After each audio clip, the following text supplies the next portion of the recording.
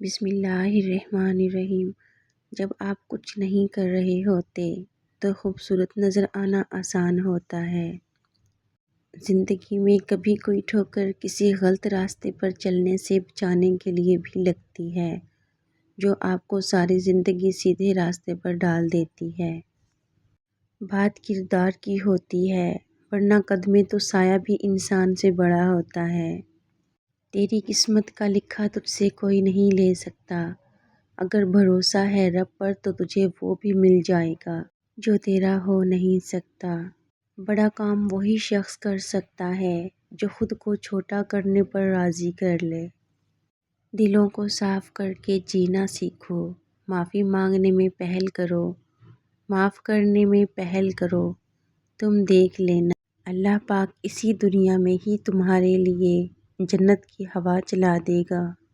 یہ دوائیاں خریدنا فضول خرچی ہے، بھلا ذہنی اذیتوں کا بھی کوئی علاج ہوتا ہے۔ شکر ہے خدا نے عزت ذلت جان رزق اپنے ہاتھ میں رکھا ہے، انسان کے ہاتھ میں ہوتا تو روز قیامت آتی۔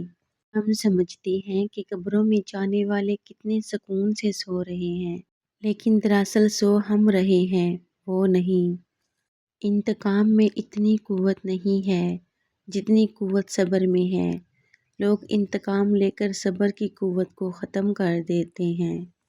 حضرت علی رضی اللہ تعالی عنہ نے فرمایا، جب آپ رب سے محبت کرتے ہیں تو وہ آپ کے دلوں میں صرف انہی لوگوں کو بسنے دیتا ہے جو آپ کی محبت کے قابل ہوتے ہیں۔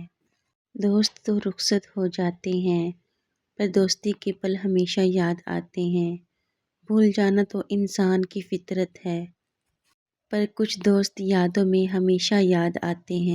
حقیقت پسند ہونے کا مطلب ہوتا ہے کہ زندگی میں سب کو آگے بڑھنے دینا اور ان کے راستوں میں رکاوٹیں کھڑی نہ کرنا۔